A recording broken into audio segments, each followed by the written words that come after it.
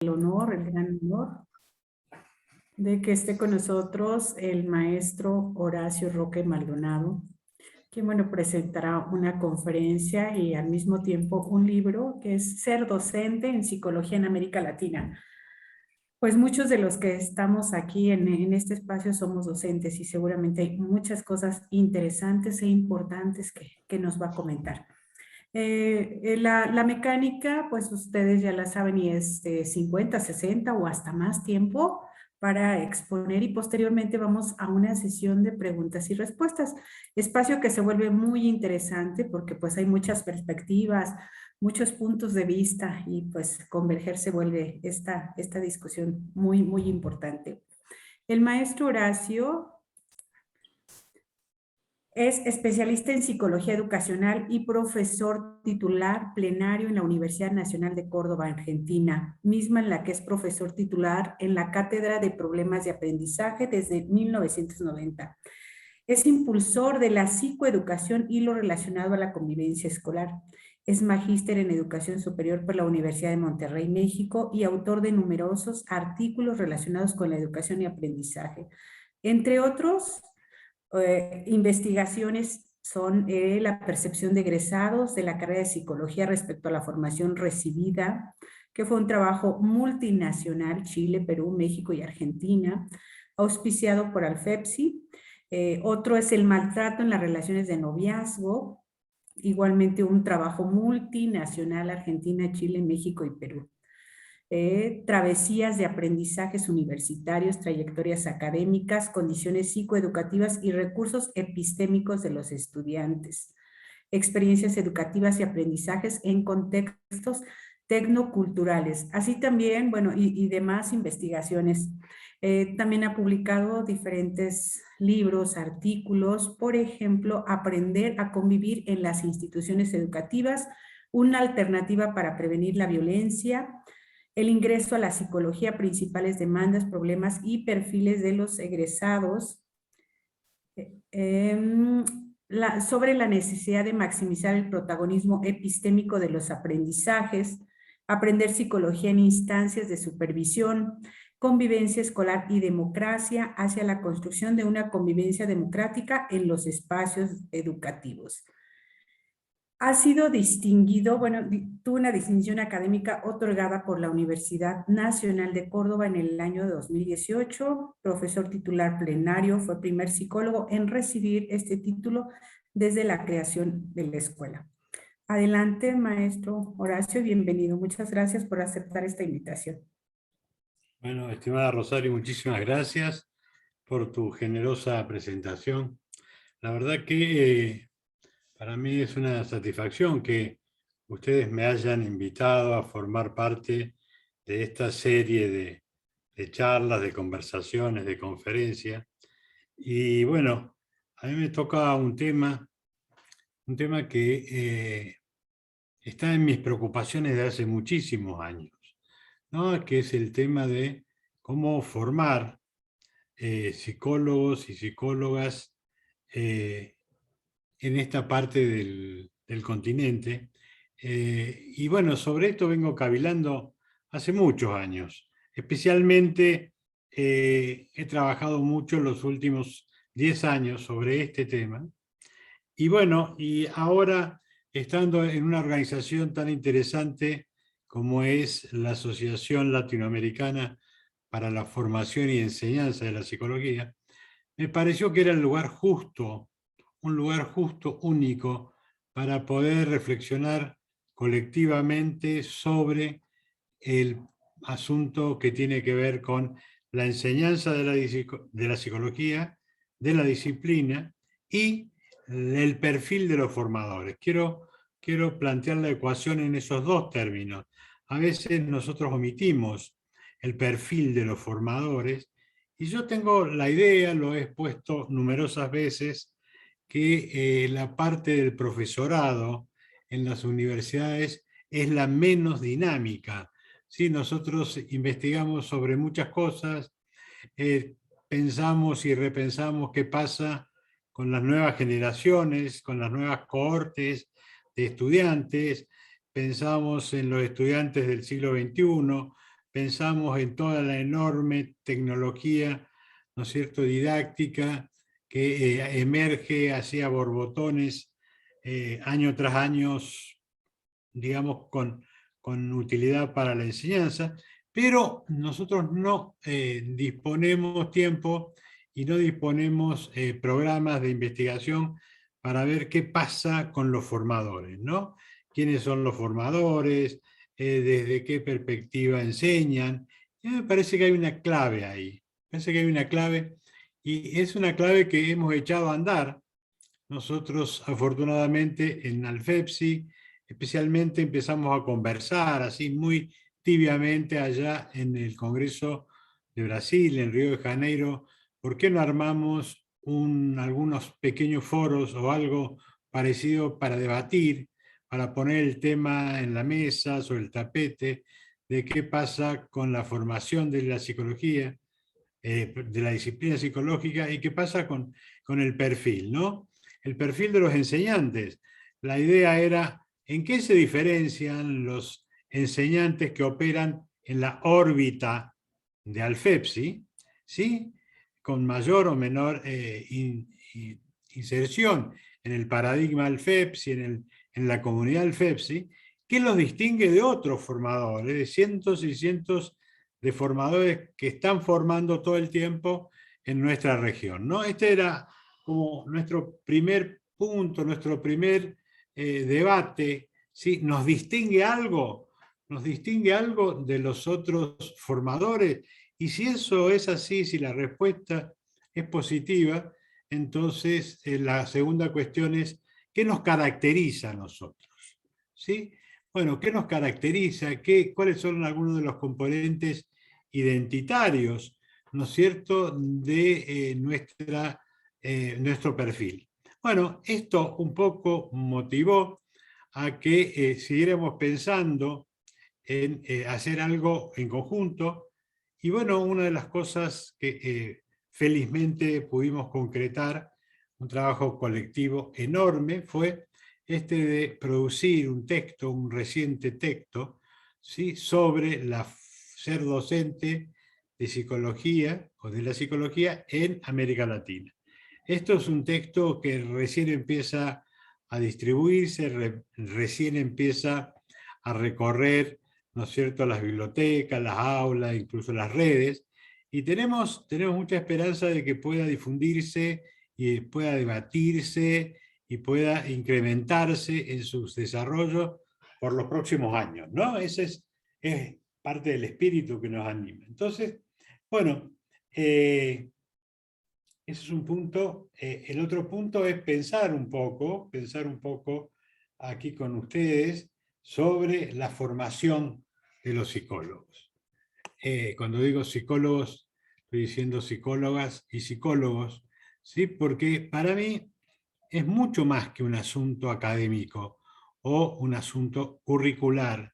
Muchas veces hemos discutido con compañeros más cercanos a la pedagogía y ellos decían que una buena caja curricular, un buen diseño curricular alcanza para formar correctamente a los profesionales psi. Y bueno, a mí me parece que esa frase tiene mucho de verdad, pero me parece que es insuficiente. Yo entiendo que la formación sí tiene mucho más que ver, además de ser un asunto académico o un asunto curricular, con otra cantidad de cuestiones. Las primeras cuestiones que a mí me parece que son esenciales, ¿sí?, es formar cuándo, ¿sí?, tiempo, y formar dónde, ¿no? Estas dos cuestiones que tienen que ver con el tiempo y espacio, a veces son subestimadas, a veces son marginadas, y a mí me parece que tienen una gravitación importante de tener un momento en eso.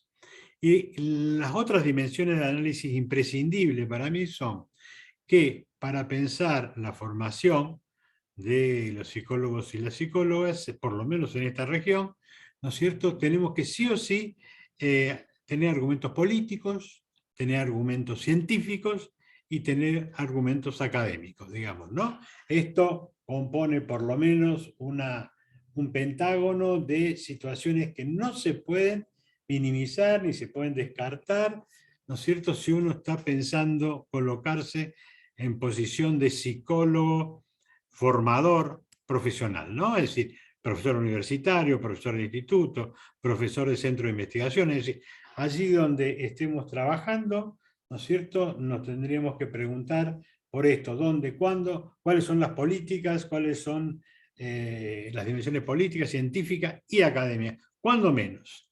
¿Sí? Esto me parece que son algunas de las cuestiones. Sobre la geografía, donde la formación tiene lugar, ustedes saben, yo recién decía Alfepsi, hablaba del Alfepsi como, digo, un epicentro que empieza a hacer ruido en América a partir de una reunión que se hace en Perú por una cantidad de compañeros y compañeras inquietos e inconformes, ¿sí?, que deciden juntarse para ver si es posible engendrar, gestar alguna otra cosa que no sea el status quo de la psicología que se visualizaba en la mayoría de nuestros países, ¿no? Entonces, Cajamarca para nosotros es un epicentro. ¿Por qué? Bueno, porque ahí se establecen algunas ideas que son centrales, que no van a poder ser superadas con los años. Nosotros podremos superar un montón de cosas, pero esos principios básicos están ahí. Y bueno, y eso da lugar a que una buena cantidad de psicólogos se congreguen cada año o en cada evento, ¿no es cierto?, para discutir, para pensar, para establecer ideas que, insisto, no necesariamente son idénticas, no necesariamente, a veces uno tiene que aclarar que el consenso, cuando uno logra consenso, no significa que estemos de acuerdo, significa únicamente que estamos de acuerdo en darnos cuenta que tenemos diferencias y a pesar de la diferencia podemos operar tranquilamente en un tipo de espacio, no en ciertos espacios. Esto tiene que ver con, entonces, cuando pensamos en el dónde es Latinoamérica. Sí, el dónde es América Latina. A lo mejor son islotes en América Latina. A lo mejor es demasiado creídos, seríamos demasiado creídos si pensamos que cubrimos todo Latinoamérica. No, son islotes donde se juntan un grupo, conjunto de profesionales y empiezan a hacer rodar algunas ideas, ¿no? Entonces, yo tengo la convicción de que en Latinoamérica hay asimetrías, fuertes asimetrías en lo que hace a la disciplina psicológica. ¿Sí? Y bueno, pero me parece que esa asimetría, esos desarrollos diferentes, esas visiones diferentes le dan un matiz muy interesante a esta cuestión de nuestra disciplina. Nosotros, ustedes saben que hemos sido colonizados fuertemente por Europa, especialmente por Francia, ¿no es cierto? Y bueno, y nuestras universidades se llenaron de autores brillantes, claro, pero autores que pensaban desde determinado lugar, desde determinada posición, desde, qué sé yo, por ahí de París, por ahí incluso de Londres, ¿no es cierto?, de lugares prominentes de la cultura europea, y nosotros después reproducíamos esas ideas, que insisto, habrá que discutirlas, pero no necesariamente son las únicas ideas. Entonces, bueno, acá fuimos colonizados fuertemente por esa corriente europea y otro sector de nuestra América fue colonizada, es colonizada, ¿no es cierto?, por Estados Unidos. Estados Unidos baja torrentes, ¿no es cierto?, de conceptos, de ideas, de metodologías, ¿no es cierto?, de procedimientos, y nosotros los consumimos como consumimos, qué sé yo, tantas cosas de ellos. El cine, por ejemplo, ¿no? A veces me da gracia porque los norteamericanos exportan el 95% de su cine e importan el 5% del cine del resto del mundo. Es interesantísimo ese dato, ¿no es cierto? Porque evidentemente el cine no es un distractivo nada más, sino que es una corriente cultural, ¿no es cierto?, que impregna los modos de pensar en cada una de las sociedades.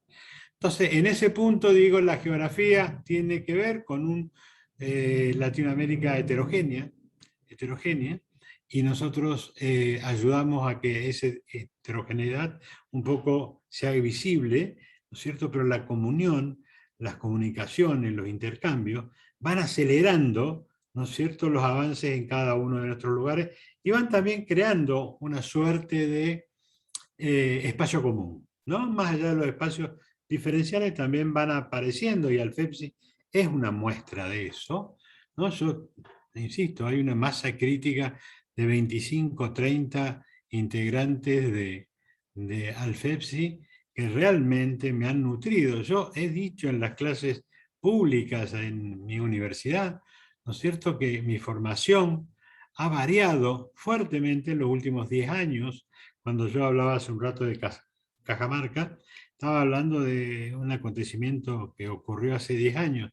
Y a mí me parece que en una formación de un viejo como yo, ¿no es cierto?, ha variado fuertemente en estos últimos 10 años por la incorporación de visiones, de nuevas visiones, de visiones que tienen otras historias, microhistorias, macrohistorias, que tienen un subsuelo absolutamente interesante. Entonces, por favor, cuando pensemos, pensemos dónde queremos enseñar esta disciplina que es la que nosotros hemos decidido que forme parte de nuestra vida, ¿no?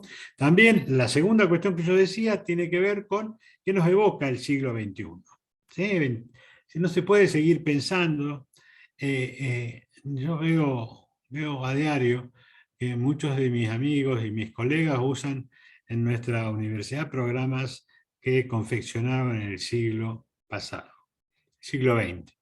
Y son gente muy formada, gente respetable, pero es como si se hubieran congelado esos programas y es como si le costara correrse de aquello que construyeron alguna vez, que fue bueno tal vez en el siglo XX, pero hoy estamos en un nuevo siglo y no es una mera cuestión cronológica. Los siglos traen novedades y hay montones de novedades en distintos planos. Los jóvenes que hoy formamos en la universidad, sí, son jóvenes que tienen más o menos unos 18, 20, 22 años cuando ingresan, y son jóvenes que empezaron a mamar, ¿no es cierto?, Internet, empezaron a mamar las novedades que ocurren en el ciberespacio. Entonces es, bueno, otra generación de sujetos y nosotros no podemos aparecer con programas que han sido construidos para el siglo pasado. Entonces, a mi modo de ver, siglo XXI implica una enorme cantidad de novedades.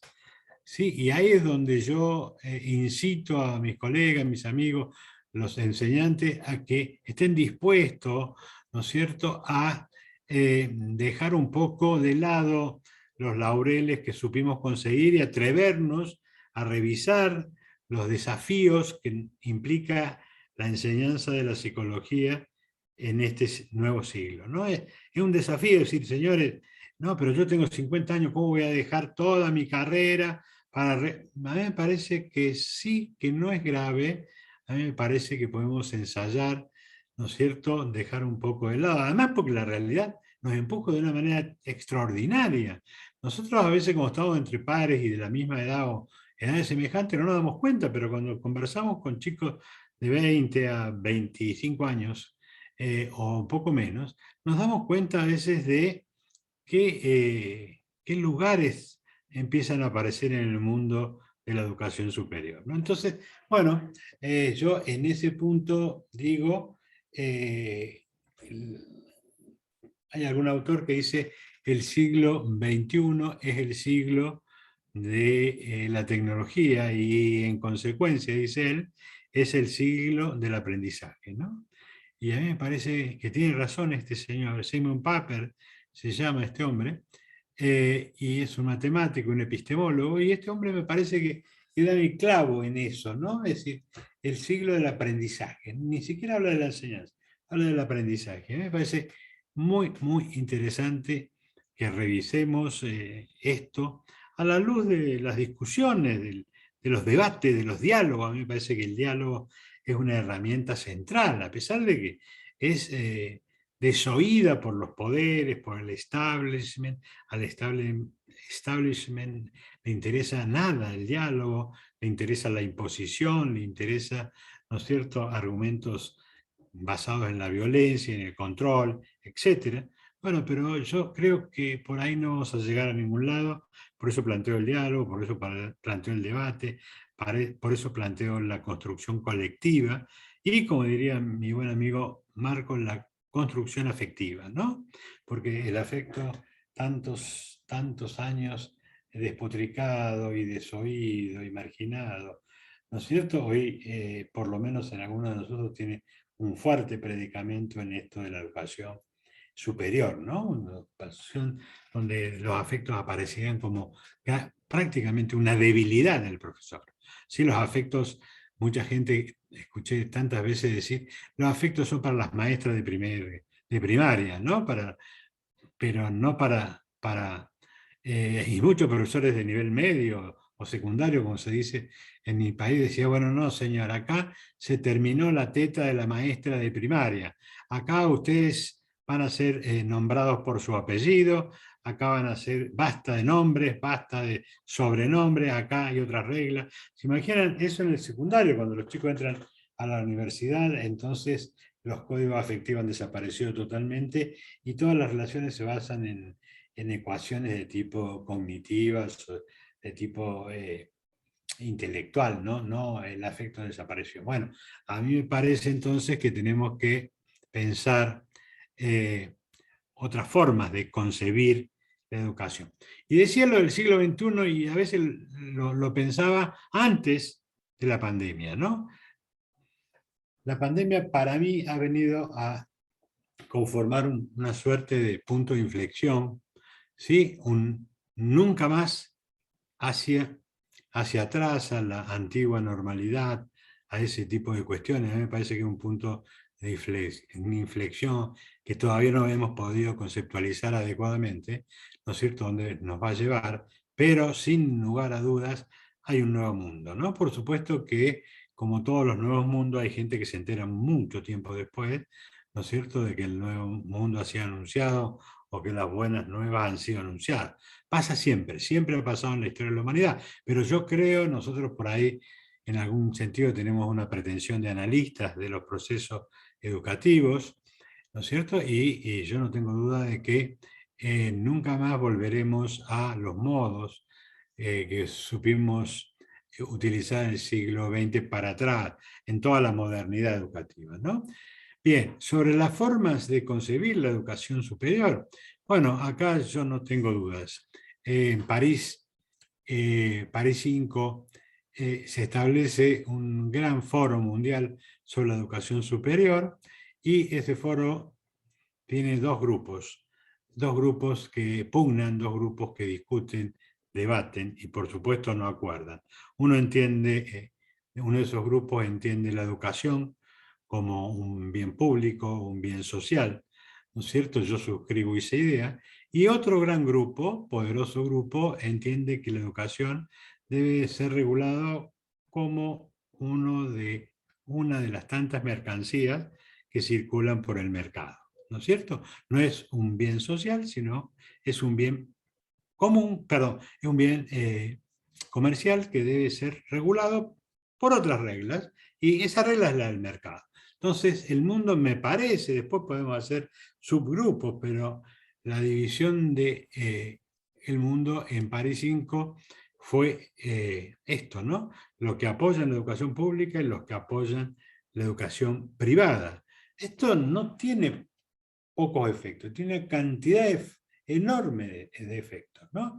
En Europa, Bolonia fue, ¿no es cierto?, un foro, un foco, ¿no es cierto?, donde mentes brillantes diseñaron modos, ¿no es cierto?, de pensar la educación y ejecutar la educación superior. Y esos modos se trasladaron a América Latina. Se trasladaron, por supuesto, a Estados Unidos, se trasladaron a América Latina. Hay muchísimas universidades, muchísimos centros de formación fueron permeados por las ideas de Bolonia, ¿no? Es decir, que no tienen, me parece, nada que ver con lo que muchos de nosotros pensamos en al FEPSI, por ejemplo, y practicamos en las formaciones que producimos en distintos campos, ¿no? Entonces, bueno, sobre esto podríamos hablar largamente. No lo voy a hacer porque, perdón, Rosario, yo soy un alumno desatento, tengo déficit atencional. Claro. ¿Cuánto me dijiste que tenía para conversar? 60 minutos son los que hemos tenido. Así Bien, es bien, vamos a la gracias. mitad. Gracias, gracias. Un amigo mío, eh, un colega, siempre le encanta provocar al auditorio y dice en el siglo XX los estudiantes, ¿no es cierto?, tenían que tener concentración, ¿sí? Y era un problema tener déficit de atención. En el siglo XXI es clave, ¿no es cierto?, poder tener una atención distribuida, una atención puesta en distintos objetos a la vez. Pasa a ser un mérito lo que antes era una condena. A mí me causa gracia y a veces lo suscribo. El punto que viene es sobre la formación de los psicólogos en la universidad.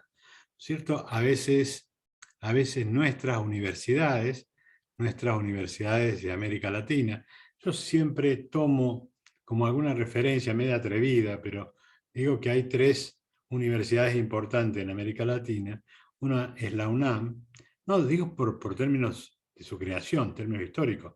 La otra es la de San Marcos y la otra es la Universidad de Córdoba, que fueron las 3 primeras universidades que aparecieron en América Latina, ¿no? Bueno, y yo creo que uno puede observar qué ocurre en estas universidades un poco para tomar alguna idea, alguna conciencia de qué pasa con la formación en estas instituciones y qué pasa con la formación de los psicólogos en estas instituciones, ¿no? En la institución que yo trabajo, este año llegamos a los 19.000 estudiantes. En la Facultad de Psicología, la universidad tiene más de 150.000 estudiantes, son 15 facultades. En la facultad donde yo trabajo hay 19.000 estudiantes de psicología matriculados. Ustedes se dan cuenta que es una cuestión extraordinaria, ¿no es cierto?, que nos obliga inexorablemente a pensar nuevas alternativas de formación. La aula más grande que nosotros tenemos es para 300 estudiantes. Cuando yo estaba dando clase en tercer año, había unos 1.200, 1.300 estudiantes que hacían colas 2 o 3 horas antes para poder ingresar a una aula. Se dan cuenta que son condiciones desafortunadas para cualquier proceso formativo. Y entonces ahí uno tiene que definir rápidamente si podemos seguir manejando sistemas, modalidades presenciales, o tenemos que descartar estas modalidades o por lo menos darle un lugar muy, muy marginal y empezar a pensar otra cosa. Las polémicas son infinitas, los clínicos dicen que no se puede enseñar psicología clínica utilizando metodologías, ¿no es cierto?, virtuales, que no se puede enseñar psicología clínica en el ciberespacio, que sí se puede enseñar estadística, sí se puede enseñar biología, qué sé yo, pero determinadas materias, ¿no es cierto?, son, bueno, déficit. Entonces, para mí,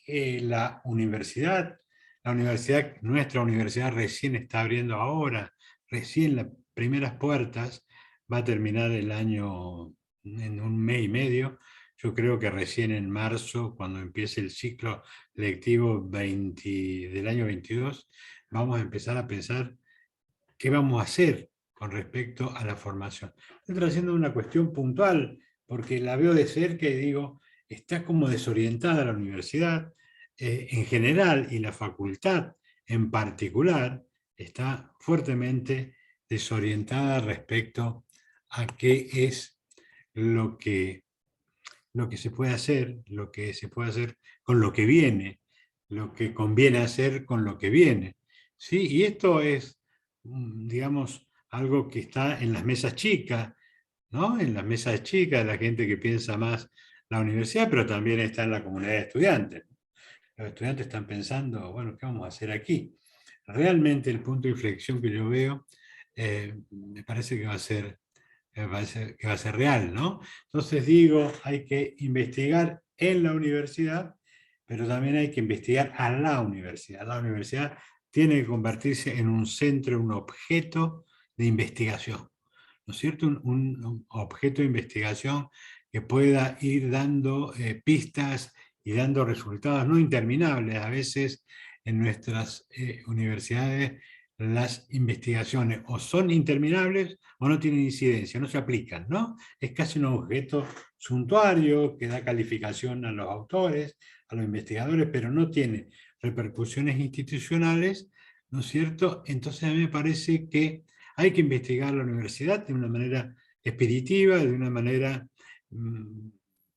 algunos autores hablan de la investigación-acción, bueno, no sé, pero hay que acortar la brecha entre los procesos de la investigación y la aplicabilidad, ¿no es cierto?, de los resultados obtenidos. Respecto a la carrera específicamente de psicología, digo que los diseños de planes y programas tienen que ser flexibles, absolutamente flexibles, por un lado. Por otro lado, tienen que ser respetuosos de la diversidad. La diversidad me parece un concepto central, absolutamente central, y que más que ser verbalizado, tiene que ser ejecutado, aplicado en el sentido de la diversidad epistémica. Hay montones de diversidad, ¿no es cierto?, que tenemos que insertar en nuestros programas de trabajo, plan de trabajo. Y creo que a nivel de las licenciaturas, ¿no es cierto?, los programas tienen que tener un perfil generalista, ¿no? Después, quizás uno pueda hablar de focalizar en distintas cuestiones, pero a nivel de una carrera de 6 años, en realidad se convierte en una carrera de 8 años, con la tesis y todo termina siendo 8 años. Cuando nosotros informamos al Ministerio de Educación cuánto duró la carrera, 8 años, 5 meses promedio, ¿no? Entonces nosotros decimos, tiene 6 años, pero no tiene 6 años. La tesis lleva 1 año y medio, etc. Entonces, bueno, perfil generalista decía. Y, ¿sí? Y hay algo, ¿alguien quiere conversar? Vecina, Eh, ¿qué quería la señora? una... A ver, un momentito. Sí. A ver, permita. Bueno, voy a desactivarlo. Ya. Gracias. Una disculpa. Se metió una...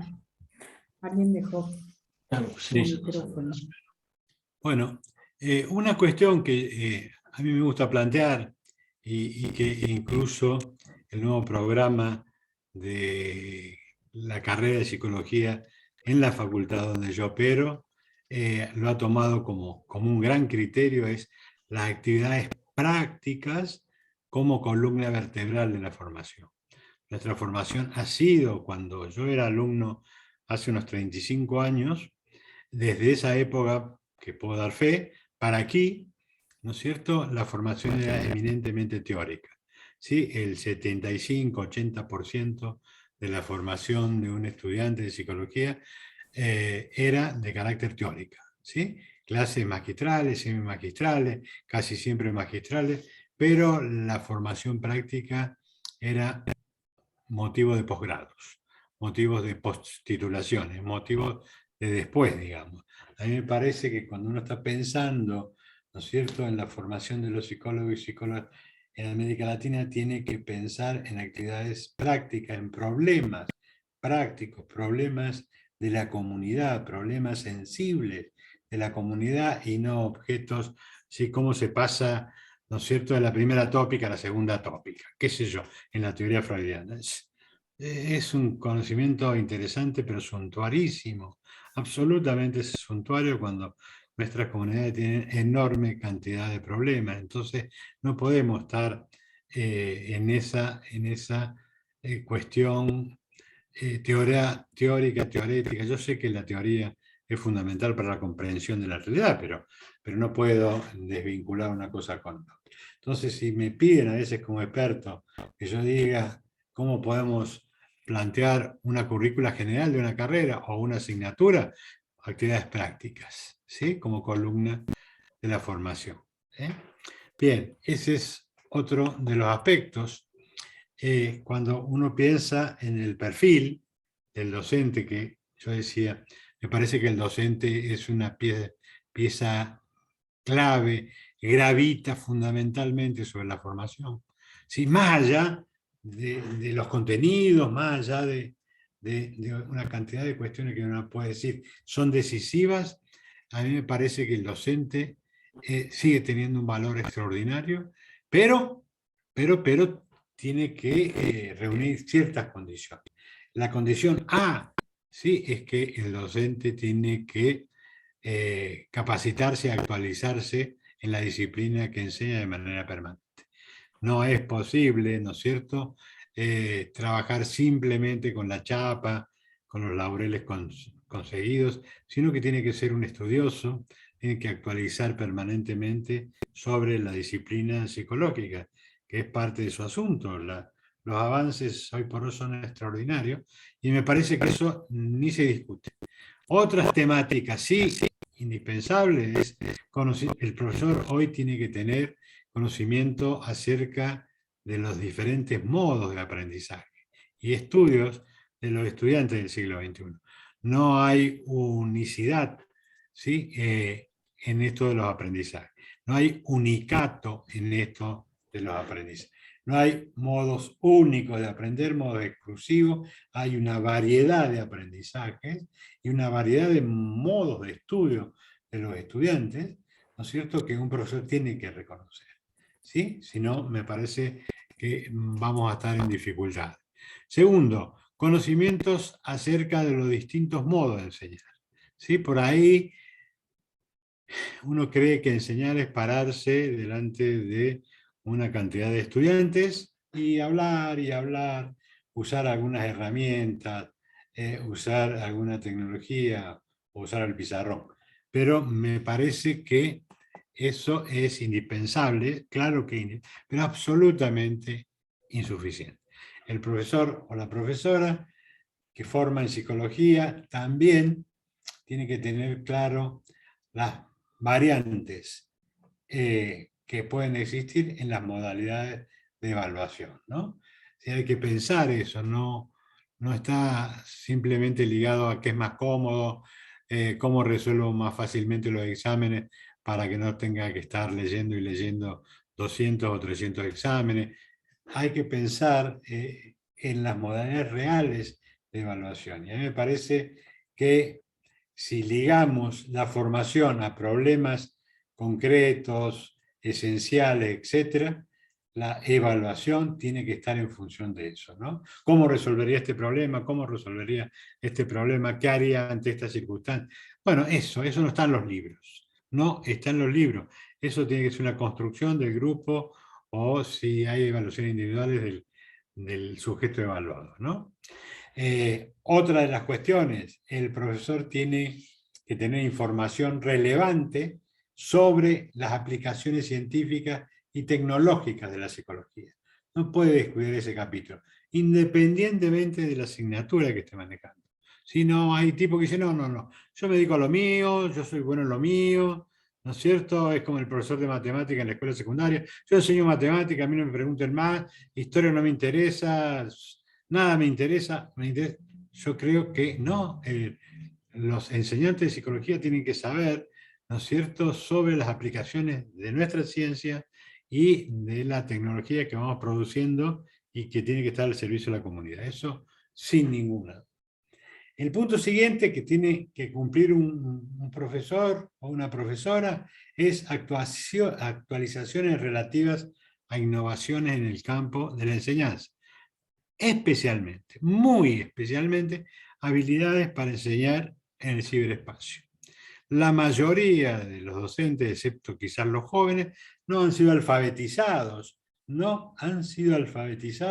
en eso de desarrollar habilidades para enseñar en el ciberespacio. Estos 2 últimos años hemos tomado algunas habilidades, hemos desarrollado de una manera rauda algunas habilidades, porque si no quedábamos fuera de circuito, pero me parece que esto no tiene que ser simplemente una cuestión de ocasión, sino que tenemos que desarrollar sistemáticamente habilidades para enseñar en otro mundo. Ese otro mundo es el ciberespacio. Ese otro mundo se llama salas, se llama plataformas, se llama otros espacios. ¿Sí? Veremos que hay que trabajar esto. No hay gente que tenga mucha ventaja, que no lleve mucha ventaja. Hay que pensarlo, mostrarlo, compartirlo, ¿no es cierto? Es una labor colectiva, tampoco es individual.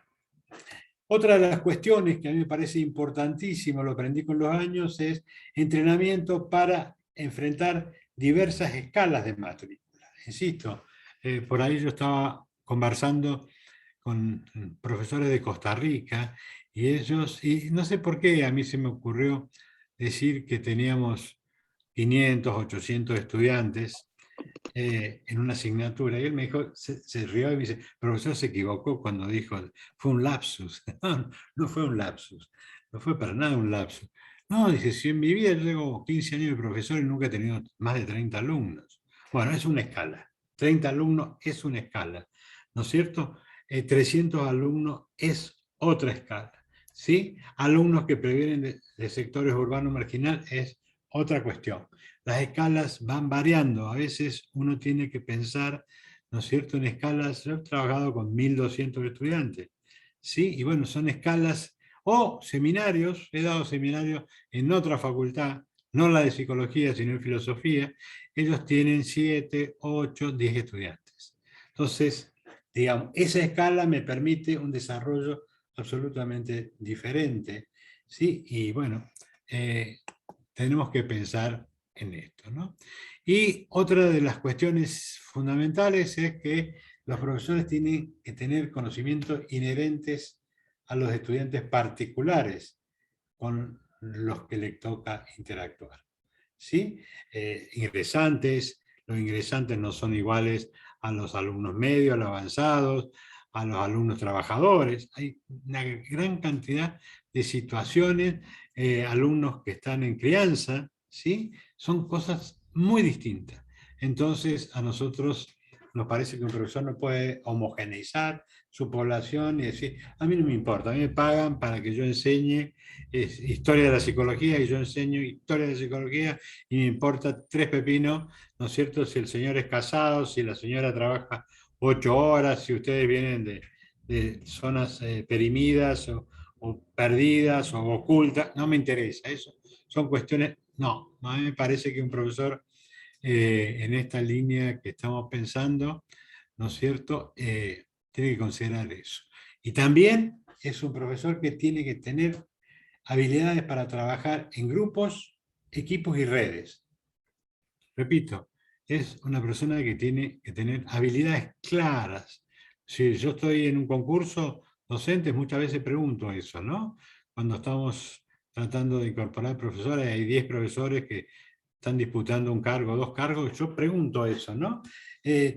¿Qué estrategias para trabajar en grupos, equipos y redes? Porque son brillantes con un micrófono en la mano, dando una clase magistral y bla, bla. Pero cuando le digo grupos, equipos y redes, bomba, hundido, barquito al fondo, ¿me entiendes? Y entonces me parece que eso es un componente esencial.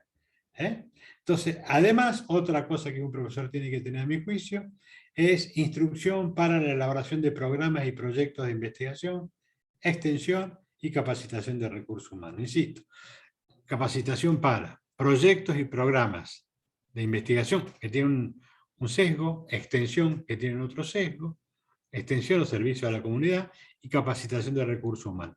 En eso también tiene que tener ciertas habilidades que nosotros no podemos dejar de considerar. Y ahora finalmente, estoy andando muy rápido, pero bueno,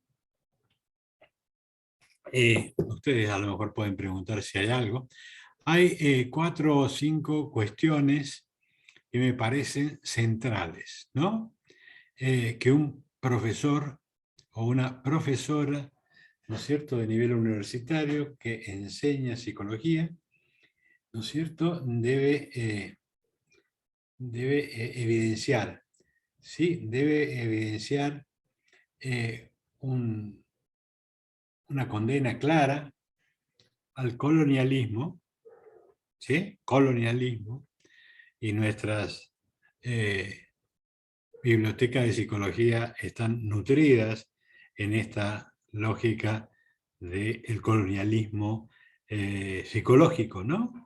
Entonces, me parece que un profesor o una profesora tiene que tener claro, ¿no es cierto?, algunos antídotos contra el colonialismo, contra el capitalismo, ¿sí? Con el capitalismo salvaje, el capitalismo que incita a un consumo dañino, ¿sí? A un consumo lejos de la solidaridad, ¿sí? A mí me parece que un profesor en esta línea de Alfepsi tiene que ser alguien que se opone fuertemente, insisto, al colonialismo, al capitalismo y al patriarcado. Parece que el patriarcado es un flagelo extraordinario. No podemos nosotros admitir, ¿no es cierto?, profesores que fomentan el patriarcado de manera explícita o de manera tácita. A mí me parece que es un pecado capital, si me permiten la metáfora. Sí, entonces no es posible que nosotros admitamos a un profesor que festeja esto, ¿no? Que el patriarcado, como tampoco podemos admitir a un profesor que fomenta el racismo, ¿sí? El racismo. Y usted dice, no, eso no se ve en las universidades. Que no se ve en la universidad, por favor. En mi país hay gente que vive en el norte y gente que vive en el sur, y los brillantes son los que viven en el centro. Los otros son, no sé, le decimos toda clase de epítetos, ¿no? Los sureños, los norteños, son lentos, son caracoles, ¿no es cierto? Sí, ¿no? Todo el tiempo. No podemos negar esta realidad, ¿sí? Que es el racismo. Bueno, entonces capitalismo, colonialismo, patriarcado, racismo y autoritarismo, ¿no? El autoritarismo en todas sus formas, ¿sí? En las formas de profesor, ¿me puede usted dejar revisar el examen? De ninguna manera. ¿Por qué? Bueno, pues yo soy el profesor y el profesor hace lo que quiere, ¿no es cierto? Nosotros tenemos una casuística enorme respecto a comportamientos autoritarios por parte de los profesores hacia los estudiantes, ¿no? Pero, bueno, cadenas. Cuando nosotros hablamos de violencia, ¿no es cierto?, hablamos de violencia simbólica, y bueno, la universidad suele ser un lugar precioso para recoger una buena cantidad de muestras, ¿no es cierto?, respecto a cómo el sistema de educación superior, por lo menos en mi país, ¿no es cierto?, es profundamente autoritario, ¿sí? Es profundamente autoritario en el sentido de que no respetan la idea, no respetan la formulación de la idea, no respeta ideas que no concuerden con las que desarrolla el profesor. Es tremendo, ¿no? Entonces, en ese punto, nosotros queremos que paulatinamente los profesores vayan dejando de lado todo esto flagelo, autoritarismo, racismo, patriarcado, colonialismo y capitalismo, ¿no?, que están filtrados. Sí, también, bueno, a nosotros nos interesa, quizás está un poco más lejos, pero nos parece central que los profesores detesten todo lo que tenga que ver con la destrucción del medio ambiente, ¿no? Entonces, este es otro elemento que usted dice, "Ay, pero tantas cosas tiene un profesor, tiene que hacer". Bueno, un profesor como el que nosotros pensamos tiene que estar actualizado en todos estos temas. ¿Sí? No, pero si da estadísticas, no importa si da estadísticas. No puede dar estadísticas y fomentar el patriarcado, el racismo, el colonialismo, el autoritarismo. No puede, de ninguna manera. No, pero da biología, la biología es neutra. No, no, no, no. Los procesos educativos nosotros los entendemos como no neutros. Los procesos educativos, formativos, son procesos políticos, y esos procesos políticos se vislumbran. Lo que pasa es que a veces las instituciones producen una suerte de ardid de separar, ¿no? Una cosa es la educación y la política afuera. No, quien dicen eso es porque están manejando la política, es porque tienen los recursos políticos bajo la manga, ¿me entienden? Entonces, no, acá no se puede armar un centro de estudiantes, no se puede armar grupos de, no, acá la gestión es piramidal, ¿me entienden? Es decir, y no hay política, ¿no? La política nosotros entendemos claramente, ¿no es cierto?, que la educación en todas sus instancias, desde el nivel inicial, 4 o 5 años, hasta la universidad, posgrado, etcétera, siempre estamos frente de hechos políticos. Que el sistema se las ha arreglado para disfrazar los aspectos políticos, sin ninguna duda. Que el sistema ha procurado disfrazar la asimetría de poder entre docente y alumno, también. ¿Cómo? En otro sentido, qué sé yo, el sistema patriarcal ha disfrazado, ¿no es cierto?, la asimetría entre los derechos de los hombres y de las mujeres, por ejemplo. Sí, entonces, bueno, el colonialismo, patriarcado, racismo, autoritarismo, ¿no es cierto?, capitalismo son aspectos, ¿no es cierto?, a verificar en un profesor, una profesora, como la que nosotros pensamos que sería apto, más apto para formar psicólogos y psicólogas en esta región del mundo.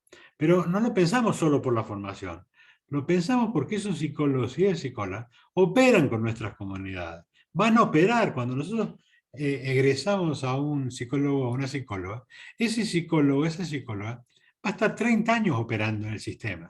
30 años, hasta que se jubile, ¿no es cierto? El periplo es de 30 años, más o menos en todos los países. Entonces, hay una altísima responsabilidad. No solo que diga quién fue tal o quién fue cuál o cuál es la metodología A, la B. No, es decir, si ese psicólogo no tiene sensibilidad social, estamos largando monstruitos, ¿no es cierto?, que van a darle malas cosas a nuestras comunidades. Entonces, en ese punto radica, digamos, la fertilidad o no de la formación de recursos humanos en psicología. Estamos pensando siempre en la comunidad, en los destinatarios, en última instancia, no en el sentido de si la formación fue equilibrada o no. En la cancha se ven los pingos, dice un viejo proverbio de los gauchos de acá, de nuestro país, ¿no? Y me parece que así, ahí es donde vemos qué tal hemos formado, qué tal gente hemos mandado a la comunidad. Bueno, creo que por acá podemos ir redondeando esto. Hay una última cuestión que un profesor inexorablemente tiene que tener y que obviamente la tiene que haber mamado si leyó los protocolos de Cajamarca, tiene que ser un férreo defensor de los derechos humanos, ¿no? Esa nos parece a nosotros una condición sine qua non para un profesor que opera en la órbita del FEPSI, en la órbita del progresismo, en la formación profesional en América Latina. Muchas gracias entonces por esta atenta escucha, estas consideraciones que ustedes tienen conmigo al escucharme en posición de disertante. Gracias, gracias. Muchísimas gracias, maestro Horacio. Si alguien quiere hacer alguna pregunta, micrófono abierto, adelante, tiene el espacio. Bueno, estamos transmitiendo desde Facebook también. Y hay aquí un comentario, bueno, mientras alguien quisiera participar, se decide, dice, excelente conferencia, nos hace reflexionar sobre nuestra labor docente. Gracias, profesor Horacio. Nos hacen ese comentario. Pero ¿hay alguna? Doctor Marco. Ah, perdón. Sí, doctor Marco quiere participar. Adelante. Pues muchas gracias por la conferencia, Horacio. Obviamente comparto contigo muchos de los principios que has manejado sobre pues, el pensamiento crítico, estar en contra del colonialismo sin perder el diálogo con los europeos y los norteamericanos, los colegas europeos y norteamericanos. Y pues hemos convivido en esta trayectoria de Alfepsi de 10 años que se cumplieron el 20 de mayo pasado. Nos reunimos en 2011 en Cajamarca y pues hemos transitado 10 años y ahora estamos con la novedad de que se ha publicado este libro hace 10 días, ¿no? Más o menos que salió a la luz este libro y que integra a muchos autores de América Latina que algunos de ellos están aquí presentes, como Marisela Osorio, que escribió por ahí una parte, y otros escribimos, yo también escribí algunas cosas que coinciden en mucho con lo que estás diciendo. Y me parece muy interesante esto que dices de no solamente para el estudiante o no solamente el docente, este compromiso social con los derechos humanos, este antipatriarcalismo, anticapitalismo, todo esto que con mucha certeza has comentado.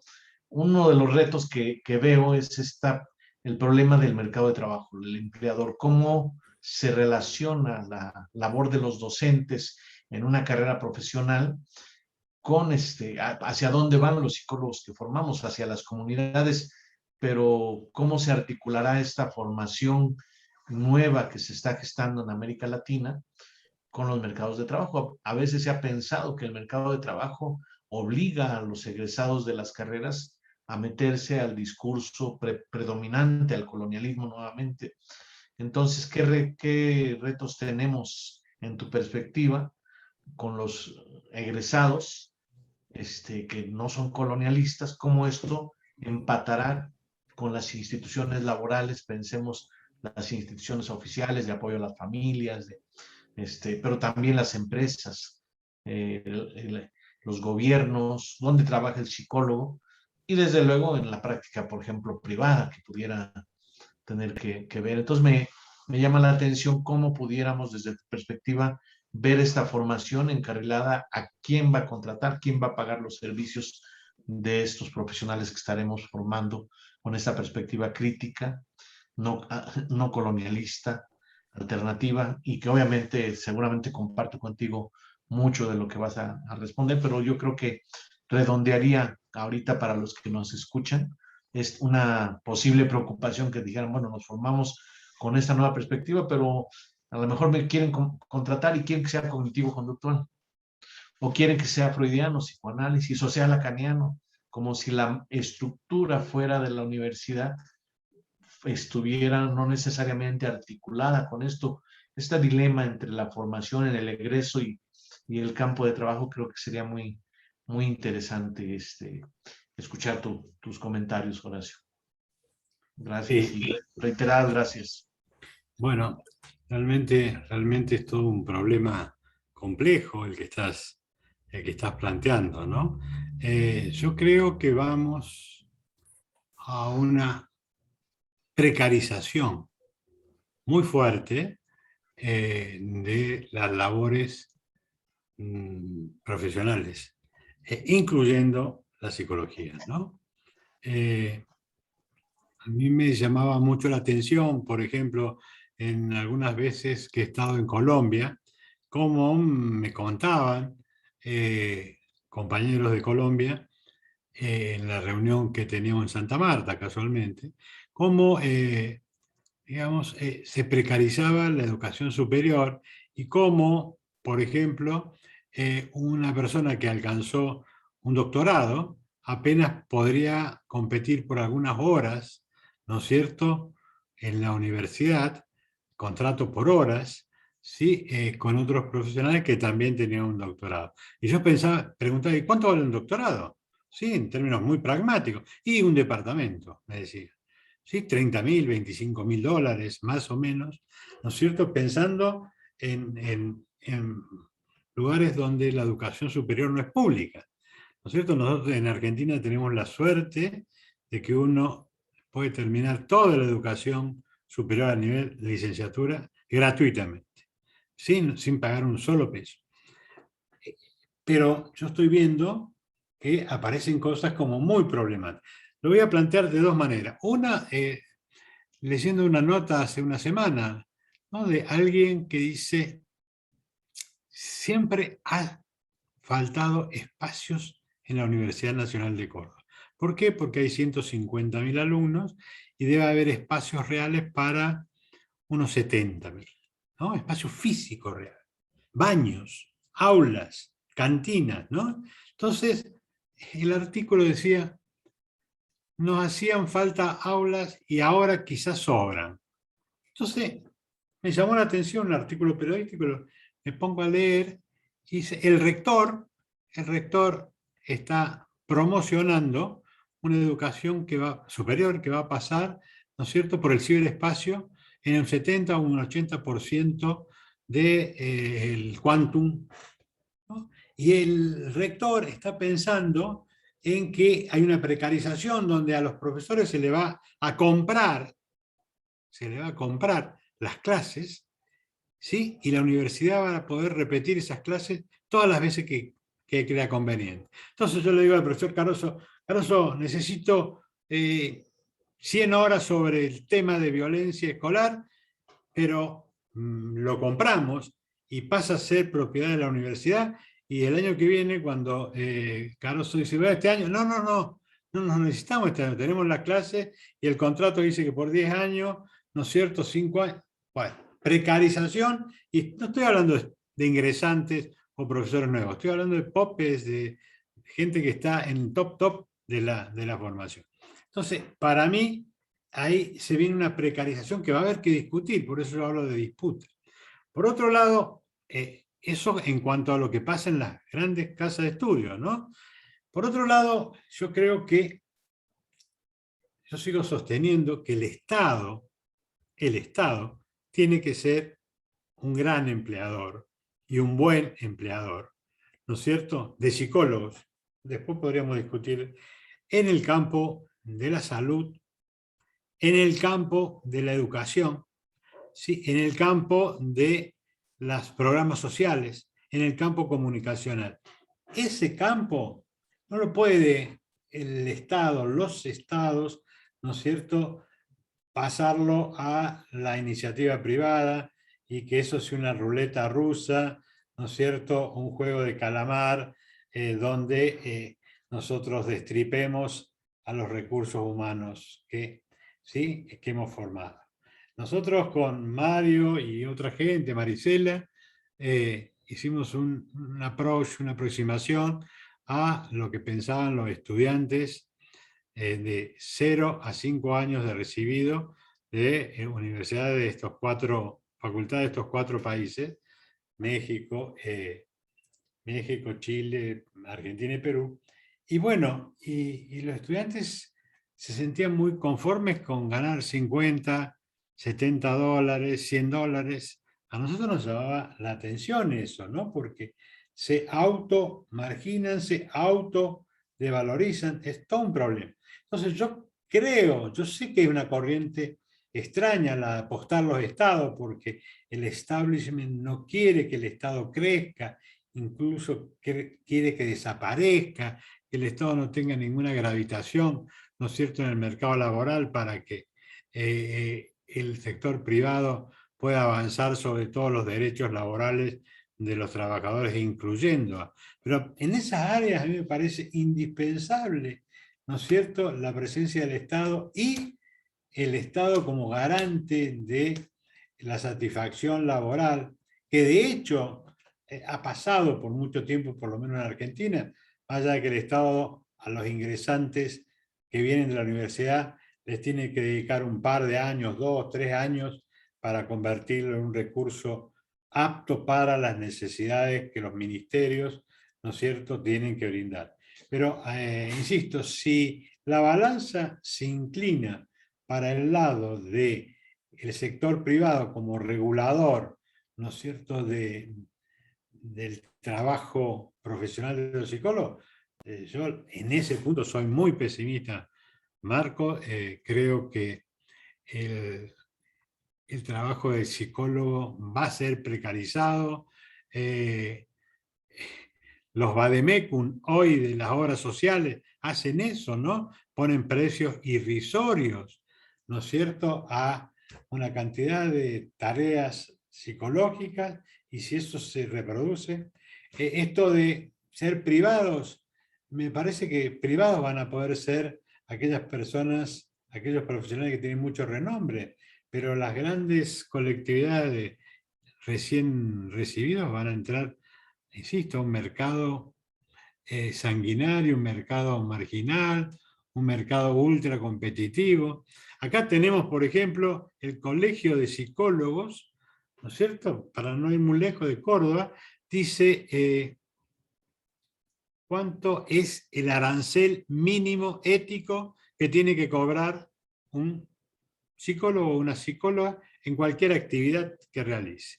Especialmente en las actividades llamadas clínicas, en lo genérico. Bueno, hoy está diciendo que una sesión, 45 minutos más o menos, ¿no es cierto?, debe cobrarla aproximadamente 1.500 pesos, que serían algo así como $10.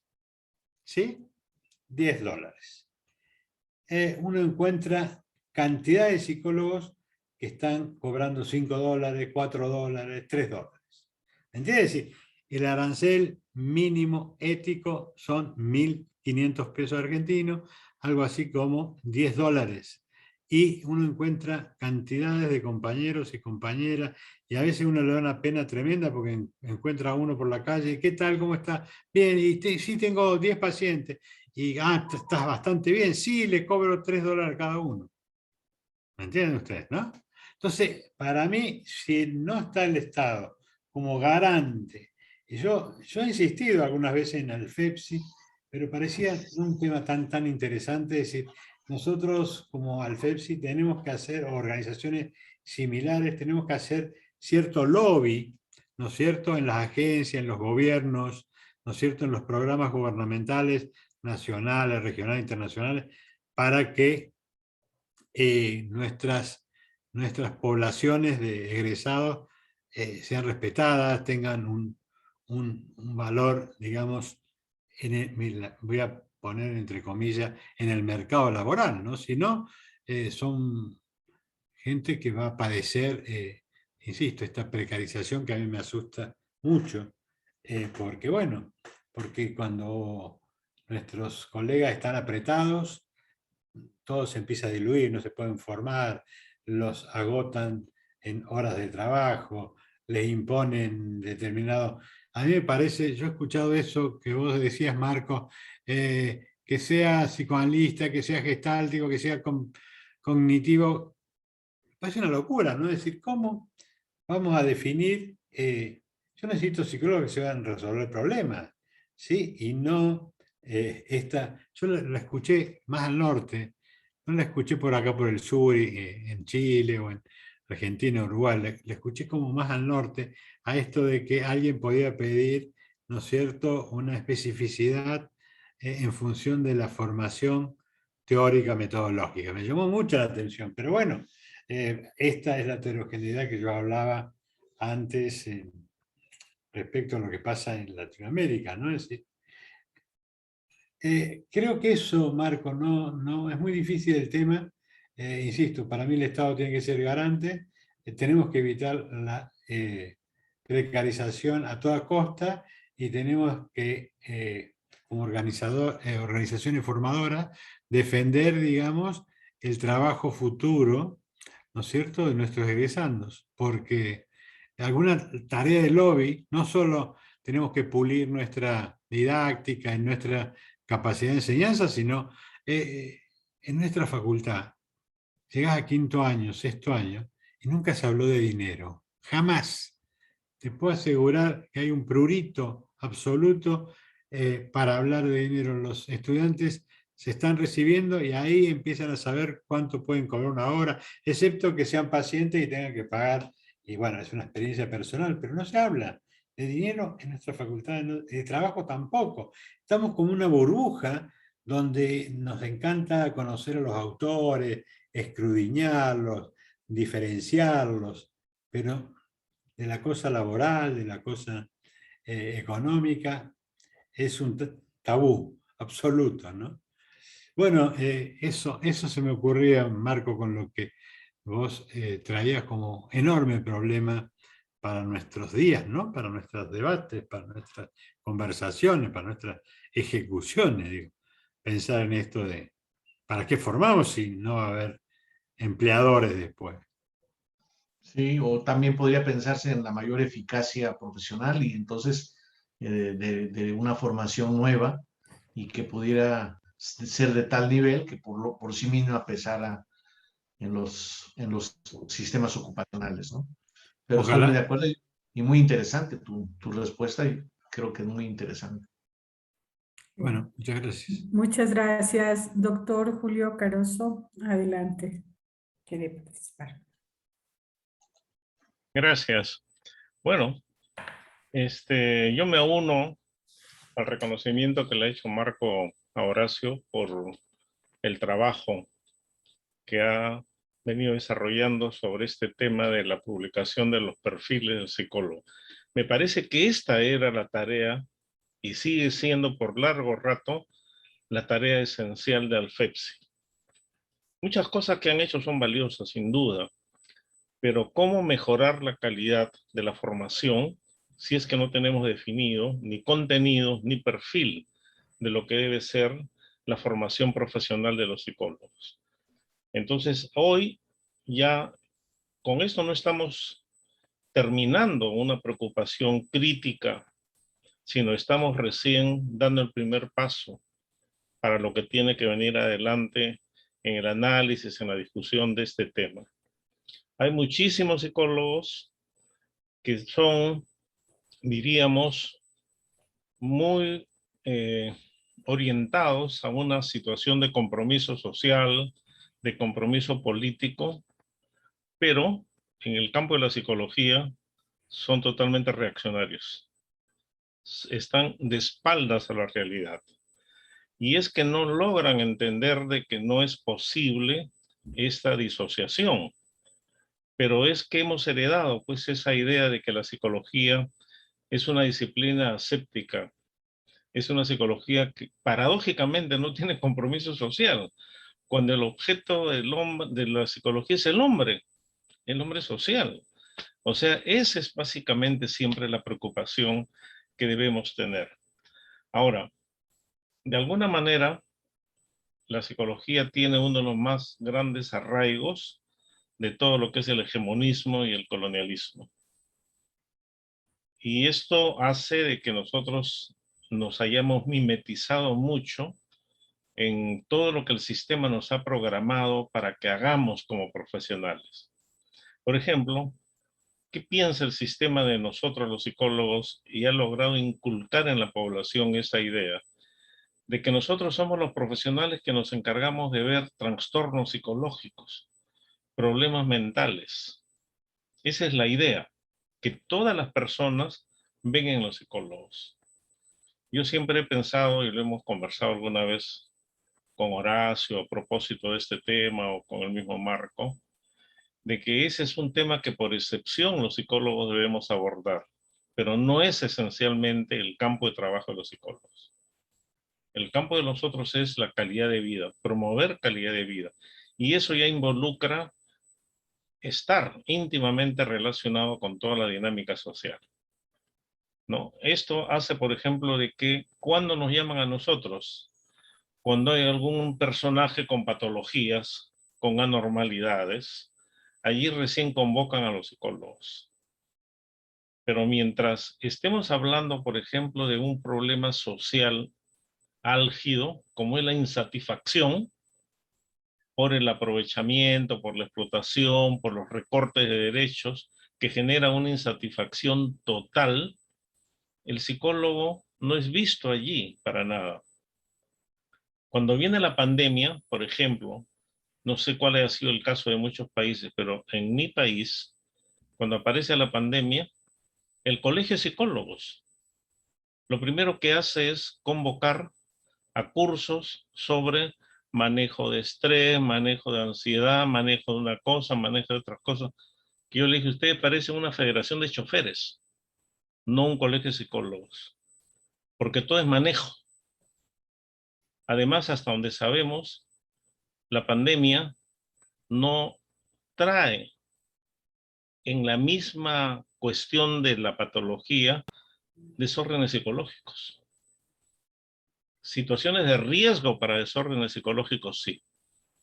Entonces, ¿qué es lo que deberíamos hacer los psicólogos? Promover, por ejemplo, ese trabajo de prevención.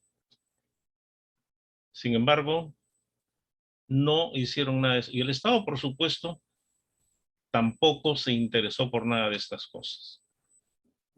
Bueno, en suma, lo que quería afirmar acá es de que la precariedad del trabajo psicológico es cierto, cada vez se va haciendo peor. Y se va haciendo peor incluso porque los psicólogos no hemos sabido establecer nuestros espacios de trabajo, ni luchar por nuestros espacios de trabajo. Acá en el Perú nosotros estamos permanentemente acusándonos y criticando de que no pasa nada en el colegio de psicólogos, ni con los psicólogos en ninguno de los niveles como educación y salud. Pero si se convoca una movilización para protestar por nuestros derechos, 4 gatos salen a la calle. Nadie tiene conciencia de que hay que movilizar a la población con nuestras ideas, con nuestras propuestas. Bueno, esto entonces nos lleva a entender de que la pregunta que decía Marco y que le respondía a Horacio, ¿no? ¿Qué podemos hacer frente a esta situación? Cuando cada vez es mucho más precaria la condición de los psicólogos. Bueno, va a seguir siendo precaria. Yo creo que los psicólogos somos hoy día partes importantes de la hegemonización cultural y social. Somos parte importante.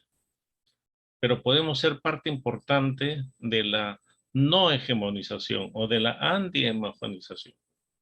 Debemos y podemos ser parte de eso. Para esto necesitamos esos cambios que han empezado a formularse, a plantearse en este trabajo que inició el FEPSI, con el libro que se ha publicado recientemente. Creo que por ahí es donde debemos empezar a trabajar. Por eso inicialmente le decía a Horacio, hay muchas cosas más que tenemos que discutir en lo que se ha publicado, porque ahí están las ideas sueltas de 16 articulistas, pero yo estoy seguro que entre los 16 articulistas tenemos muchas contradicciones, definitivamente, y eso no es malo, no tenemos por qué alarmarnos. Es bueno, por el contrario, que tengamos esas diferencias, pero tenemos que participar en grupos, en reuniones de trabajo, para ir limando esas diferencias, no conciliando, sino limándolas, superándolas, para mejorar nuestras propuestas de trabajo próximas. Así que yo felicito al FEPSI y a todos los promotores de este trabajo, porque veo que sí se ha dado un producto absolutamente necesario en el FEPSI. Así que le renuevo mi felicitación a todos los que han estado involucrados en este esfuerzo.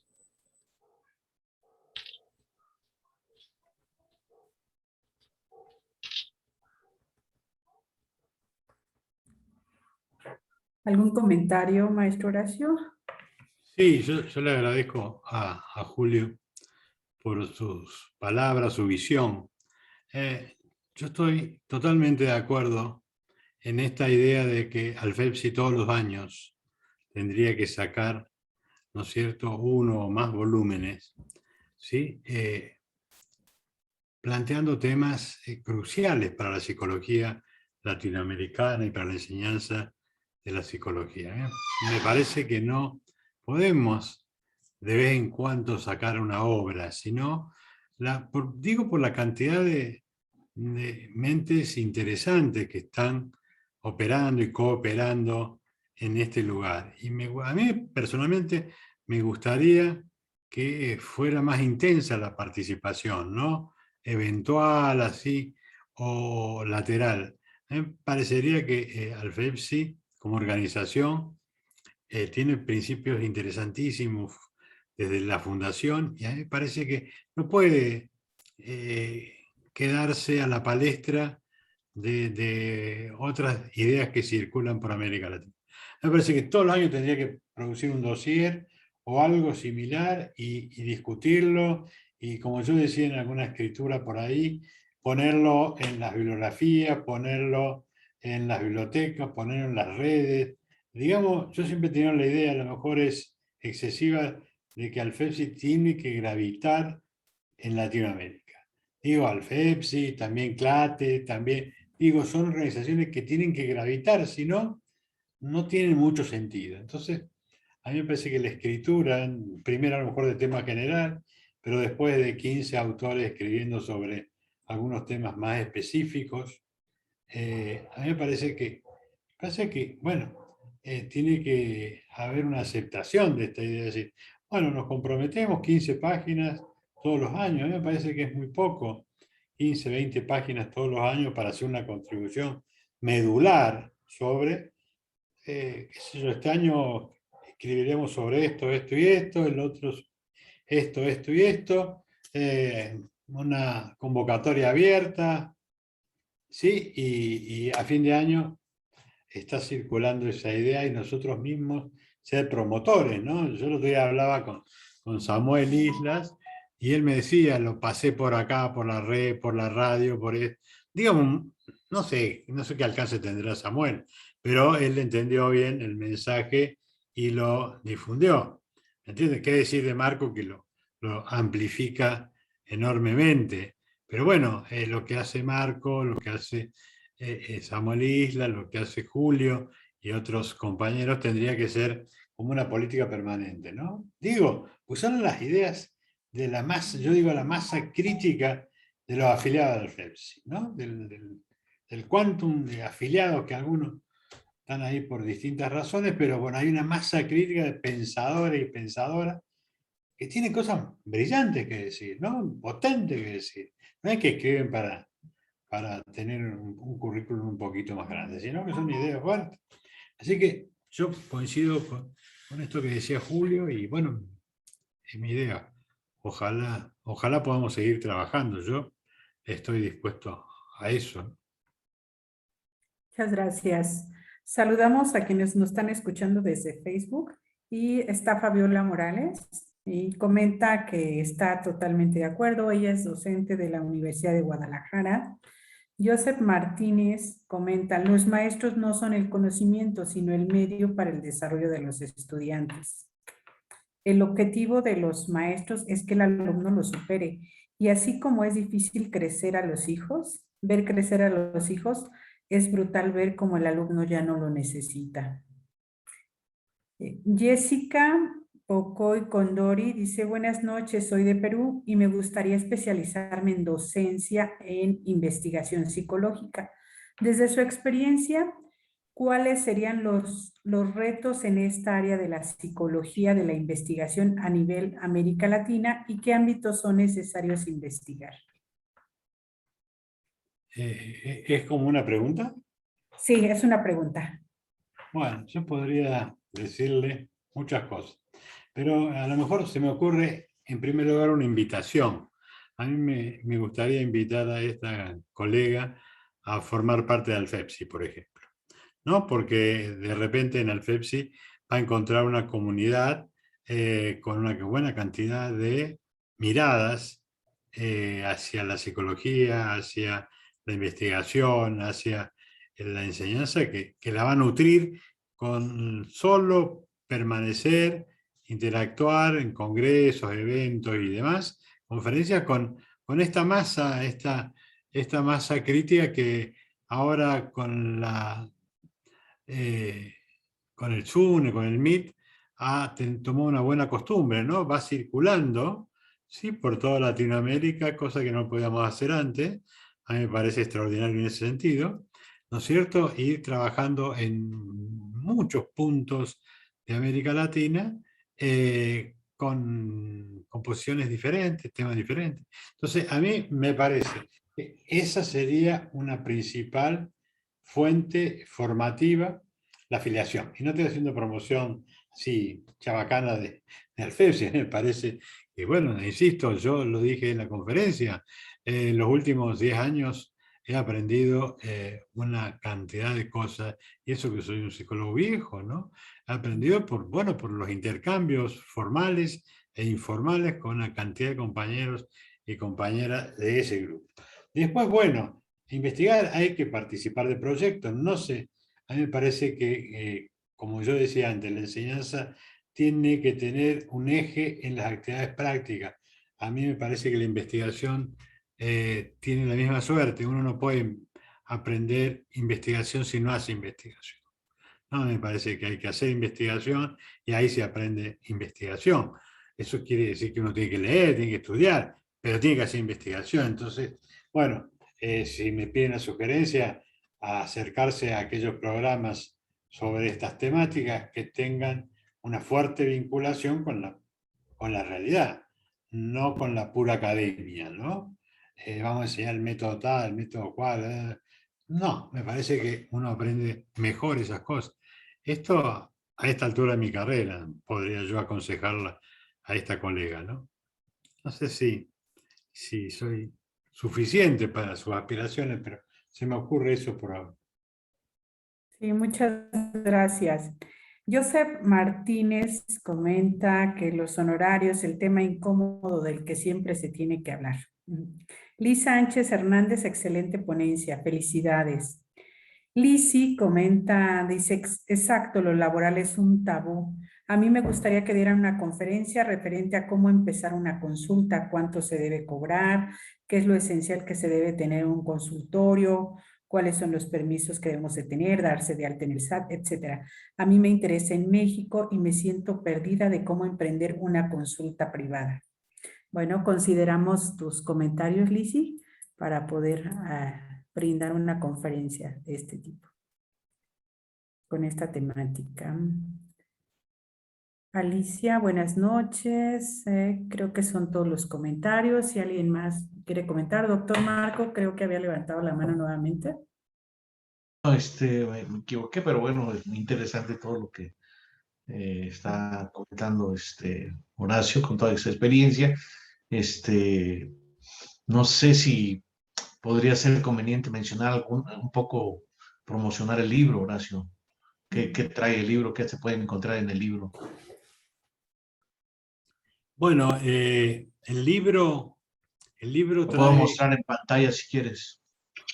bueno, ¿cómo no? ¿Lo pongo? Sí, claro. Bueno, déjame ver. ¿Dónde está? Acá está. Ahí va.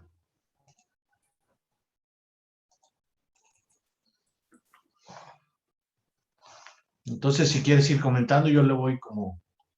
Está bien. Sí, yo creo que el libro es una obra colectiva. Punto uno, a mi modo de ver, es una obra que los enseñantes de psicología de nuestra región tendrían que leer minuciosamente, porque, insisto, no hay una sola visión, hay una multiplicidad de visiones, hay una multiplicidad de visiones incluso de colegas brasileros que tienen una mirada muy particular. Hay una cantidad de temáticas que yo creo que ningún enseñante que se respete de la psicología tendría que obviar, no para estar de acuerdo, sino para debatir con cada uno de los autores. Cada uno de los autores pone ahí su correo electrónico, así que la comunicación puede empezar con la primera lectura de un artículo, que el libro se puede empezar a leer por cualquier lado, no hace falta seguir la secuencia o la ordenación establecida en el índice, y los autores en general están dispuestos a mantener correos, contactos con los lectores, armar una ida y vuelta interesante, ¿sí? E insisto, son visiones diferentes sobre un mismo tema, son aristas diferentes sobre una problemática que tiene esta arista y muchísimas más que por supuesto no hemos podido tocar, ¿no es cierto? Pero bueno, a mí me encantaría que los lectores, los estudiantes del pregrado, los estudiantes del posgrado, se acercaran a esta obra. Me parece que, insisto, es muy, muy valiosa por la diversidad, ¿no? Sé que es un sello distintivo de esta obra. Y como decía mi querido amigo Julio, a mí no me gusta decir comenzar, a mí me gusta decir continuar, porque a veces uno dice, vamos a comenzar, no, ya alguien comenzó antes. A mí me gustaría decir, bueno, me gustaría continuar con desarrollos y con nuevos actores, nuevos escritores, nuevos compañeros o compañeras que piensen infinidad de cosas respecto a sus prácticas. La praxis aquí es muy fuerte.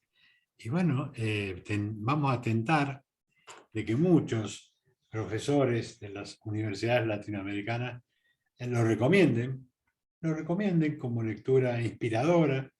Así que, insisto, desde Brasil, desde Cuba, desde México hacia el sur, Argentina, Chile, Uruguay, hay visiones, son visiones distintas, son visiones increíblemente distintas, pero muy bellas. Yo por eso me entusiasmé cuando, y ni siquiera se me ocurrió en ningún momento leer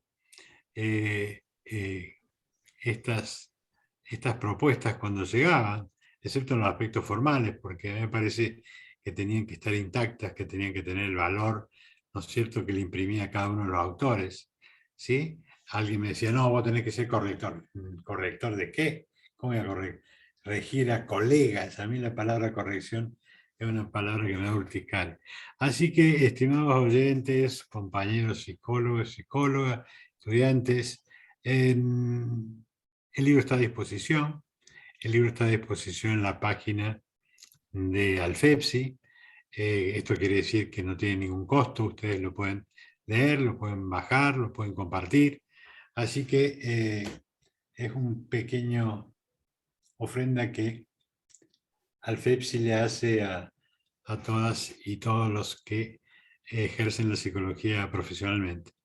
Así que los invitamos a transcurrir por estas páginas, a debatir, bueno, y si quieren por ahí incorporarse en los nuevos desarrollos que seguramente ya van a venir, como dicen algunos, con todo gusto, con todo gusto. Son una cantidad de profesores, de autores generosos, han dado su tiempo, han dado sus ideas generosamente, porque no están vendiendo sus trabajos a una editorial, no. Esto es amor a la profesión, amor a la enseñanza, amor al FEPSI, así que están todos invitados y ojalá nos sigan inspirando para más.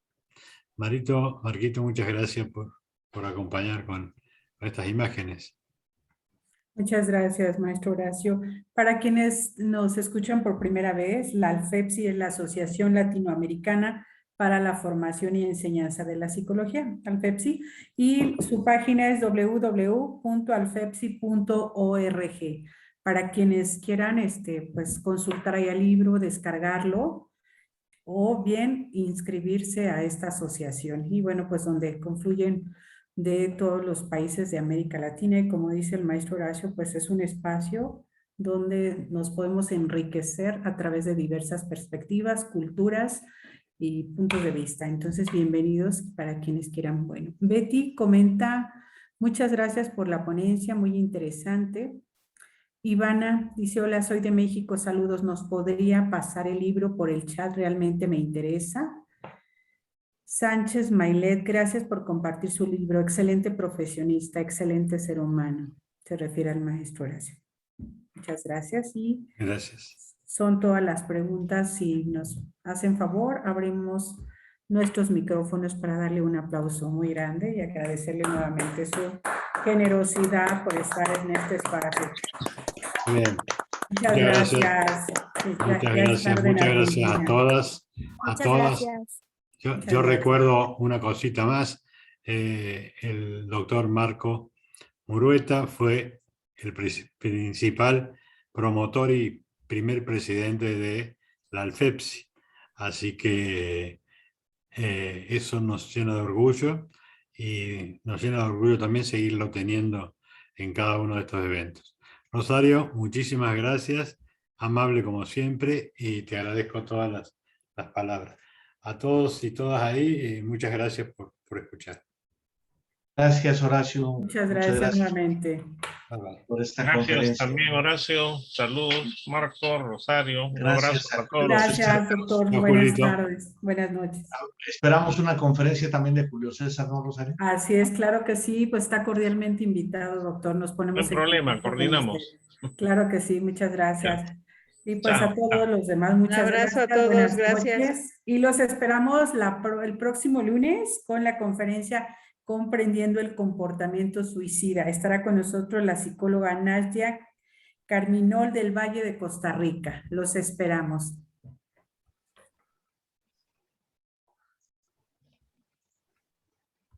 Pues ahí está.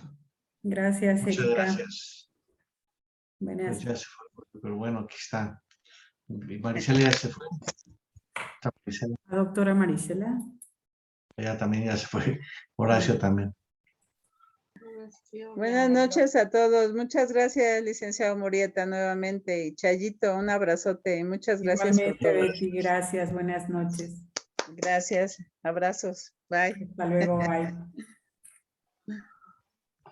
Vamos a interrumpir la transmisión por Facebook y en la grabación.